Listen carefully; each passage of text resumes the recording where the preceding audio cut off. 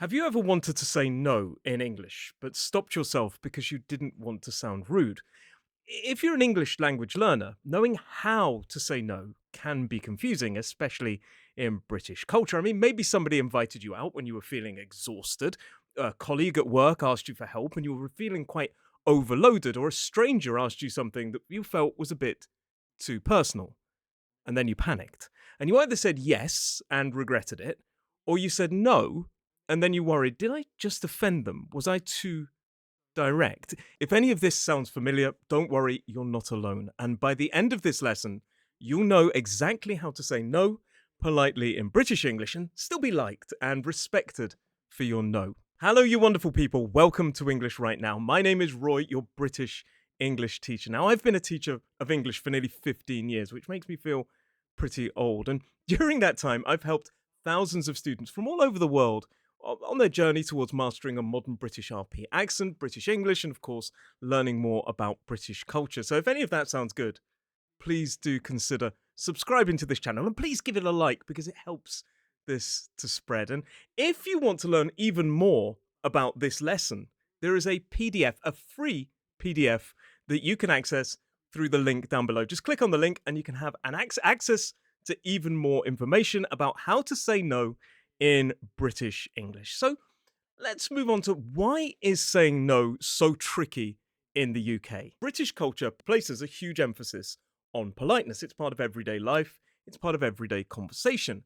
And if you say no too directly, it can come across as being quite blunt. It can offend the person who's either offering help or making a suggestion, or it can even seem a bit aggressive. And in turn, this could lead to awkwardness or misunderstandings. It's all down to the way in which we deliver that no. And you might worry about damaging a friendship or even annoying a colleague.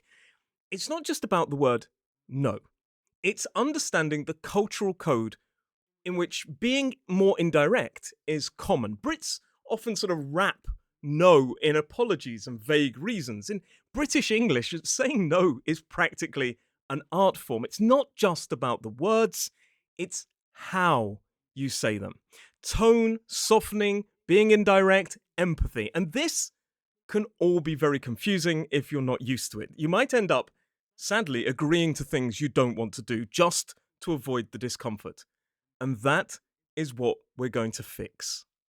Now, before we jump into some real life examples, let's break down some steps behind a polite British refusal and even talk about some tips and tricks, some things you may want to do as well. Now, you don't have to do all of these and make a huge apology, but a lot of these will work together. So let's start by that step by step guide. Now, quite commonly, British people will start saying no with an apology or a note of regret. This is kind of emotional cushioning. It shows empathy right away and it prepares the listener for a negative response. Saying things like, I'm afraid I won't be able to. I'm afraid here doesn't mean I'm scared. It means I'm sorry. It's slightly more formal. Or sorry I can't show an apology. And words like unfortunately that's not possible for me, shows that idea of regret. And sometimes a British person will use multiple apology words or words of regret to make that kind of stronger, that empathy stronger. They'll say something like, I'm afraid that unfortunately I can't make it. A special mention, gutted. This is British slang.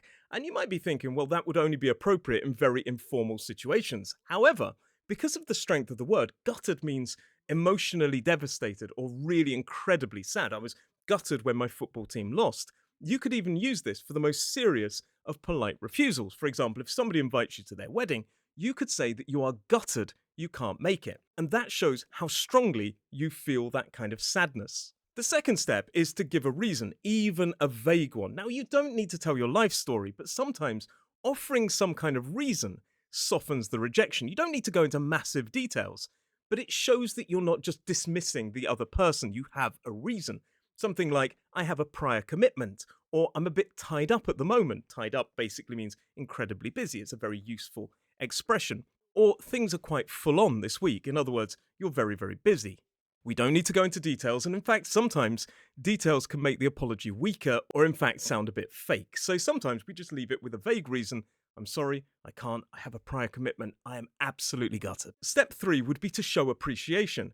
So let the other person know the value of their invitation, offer, or request, even if you can't accept it. You could say something like, "Oh, that's really kind of you," or "Thanks for thinking of me." And the final fourth step is offering an alternative if you want to. Now, this one is optional, but it kind of makes sense. Suggesting another time, it kind of helps to show goodwill. I can't make Friday, but perhaps Saturday or one day next week, or I can't right now, but maybe later on, gives the idea that there is a possibility that this will happen later on. So if somebody invites you out for a drink, "I can't today, I'm really busy, but maybe next week," will highlight there is the possibility in future. However, just stick to steps 1, 2, and 3 if you don't really want to see this person again, or you don't want to give them hope. And by the way, using expressions that talk about the time, like right now, this moment, that show it's only at the moment, only in this present time that you can't, also strengthen the idea that something could happen a bit later on. Now, before we move on to more tips related to polite refusals,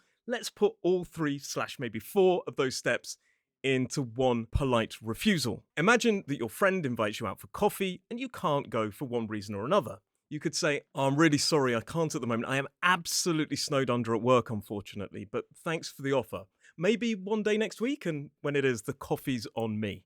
So, in other words, you're offering to pay. You're acknowledging the gratitude that you're being grateful for the offer, and then you're turning around maybe next week, and then you're saying that you will pay for the coffee. This shows a real kind of sincerity that the plan will happen. That last bit, as I said, with the maybe next time and the coffee's on me, is optional. If you just want to end it at "thanks for the offer," that is also a polite refusal. So there's the 3 slash 4 steps that you can use to politely reject somebody offering you a coffee. So let's move on to some more tips and tricks before we talk about real life examples. First up, use softening words and phrasing. So British English loves subtlety. So phrases like, "I'm not sure I'll be able to," "It might be a bit difficult," "I'd love to help, but I'm slightly snowed under this week." These kind of little softeners protect the relationship. And you also might want to use some hedging language, modal verbs like might and might not rather than can't. This makes it far less direct. Another top tip is to make it about you, not about them. Frame your reasons so that the no sounds like it's about your limitations, not a judgment of their request. So saying something like, "I'm afraid I'm not free then," rather than "that's not a good time," really does show it's about you, not them. And by the way, you can always say things like, "Oh, I'm all right, thanks," or "I'm okay, thanks," which means that you're okay in your own world. And this is about your limitations, you don't need any more. Using the "I'd love to but" formula is one of the most classic British ways that you can reject somebody's offer or say no. And this keeps things friendly and shows willingness, even if you can't follow through. So something like, "I'd love to join you, but I've got something else on that evening, sadly." So "I'd love to" shows that you really would like to. It's a great offer, but that word "but" then introduces the negative thought. But you're saying there that it's a great offer, but you can't do anything at that point. Another key British strategy is to use certain noises. Now, I know this sounds a bit weird, but sounds like "oh" can show surprise, like "oh, thanks, but I'm afraid I can't." Shows a kind of level of surprise, or something like "oh, I would love to," really highlights that regret. So there are certain noises that British people will throw out. And as a side point, I will say that some British people will bumble sort of a little bit through the conversation or a little bit through the sentence. And that kind of shows this kind of reluctance to say no. So they'll say something like, I'm really sorry, but I think we've got something booked that day. I'm really devastated." So there's this kind of noise. So there are some tips and tricks, and even a 3-step slash 4-step way to apologize. And one other thing I will say is quite often British people will use non-committal or vague expressions when appropriate. Sometimes British speakers avoid saying a direct no altogether, especially in awkward or delicate situations. And these vague or non-committal responses can signal a refusal without any kind of confrontation. Common expressions include these 3. So, "I have to see how things go," or "I might be able to, but I can't promise anything," or possibly, "I'll need to check a few things first." All 3 of those show non-committal responses. And basically you're saying probably not, but who knows, maybe. This "maybe," usually in British English, is a kind of preface to no. We'll see, or let's see, basically means I'm not committing to that, or it's a polite no. And this is especially if it's a speculative question or a child request. My child may say, "Oh, can I have some sweets?" or "Can we go to the park on Saturday?" I'll say, "Yeah, let's see." Another classic British expression is could do. So could do basically means it's not a great idea, and I'm not really enthusiastic about it. Now, especially if it's kind of hesitant and drawn out, it often signals that we're really not that keen. So let me show you here. Do you want to go to the cinema on Friday? Oh, I mean, we could do, but maybe a restaurant instead. You're offering an alternative, and that drawn out could do really highlights that it's not a great idea in your opinion. Sounds fun, I'll let you know. This one could actually be genuine. But if somebody doesn't hear back, what it means is that they're not coming. They're probably not coming. So if you are sincere about going to a party, if somebody says, "Do you want to go to a party on Friday night?" and you say, "Sounds fun, I'll let you know," make sure you follow it up if you actually do want to go. But if you don't follow it up, it sounds like you're saying, "I'm probably not coming, but I don't want to disappoint you by saying no directly." And a classic British one is if somebody invites a British person to a pub and they say, "Yep, I might come later," or "I might pop along later," I'm 99% sure that person is not coming. And another classic British word is perhaps. Perhaps, yeah, perhaps, maybe, basically means no 9 times out of 10. Let's look at how those polite strategies will work in real situations. So, saying no to a social invitation. Your neighbour invites you to a barbecue at the weekend. Too direct would be saying, "No, I can't," or even "Sorry, I can't." The polite British version would be, "Oh, that's so kind of you. I'd love to, but I'm afraid I'm already tied up this weekend. Maybe another time?" So you've got that word "oh" there to show surprise. You're highlighting your gratitude. "That's so kind of you. I'd love to" shows you what a great offer it is. "I'm afraid," that word of apology. "Tied up," busy, that's the reason, and then suggesting a possible option in the future, maybe another time. This is a really good way to just say no to any kind of invitation like a barbecue or a party or something like this. Now let's talk about the world of work and imagine your colleague asks you if you can help them with their presentation last minute.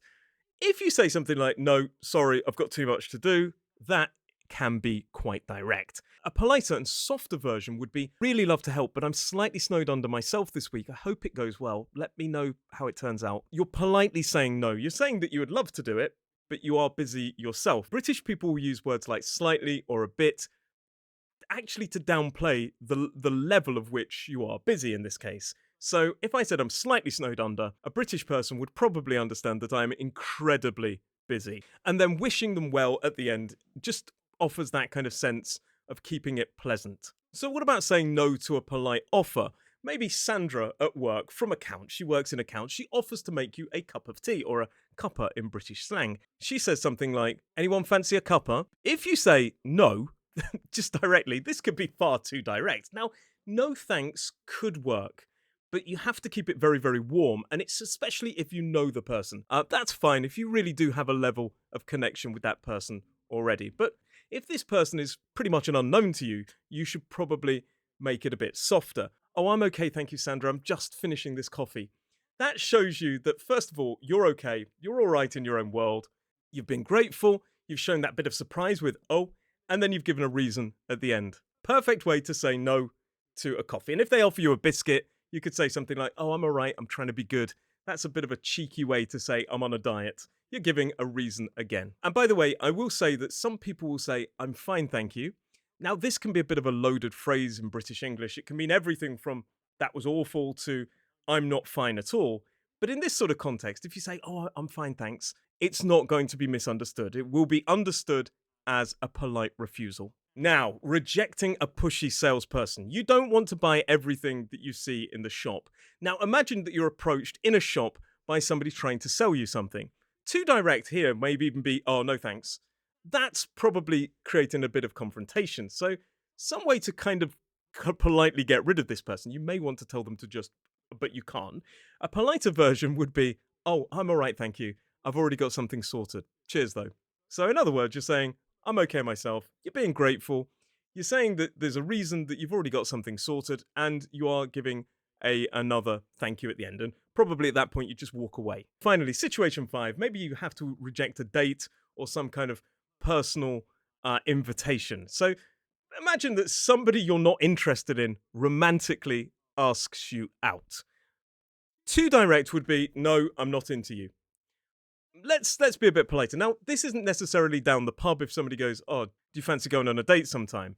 You could probably get away with something like, "Oh, I'm sorry, I've got a boyfriend or a girlfriend." But if you know the person, maybe you're friends with that person, they're in your friends group, you want to let them down a bit more gently. "Oh, that's really flattering, thank you, but I'm honestly not looking to date at the moment." Sorry. So there, you're kind of saying you're flattered that it's really nice of you, you're being grateful, and you're saying that you're giving a reason that you're not looking to date at the moment. Even if that's an absolute lie, it's a polite way to kind of let that person down. Now, remember, there is a lot more that you can learn from the PDF that you can find in the link below. So make sure you download that. It's free and it's rammed with information. But as you can see, in British English, saying no politely is less about memorizing perfect phrases and more about how you deliver your message. It's about softening your tone, showing empathy, taking responsibility, and offering appreciation or alternatives. The golden rules kind of weaving through this, the patterns are: start with an apology or some form of regret, give a reason,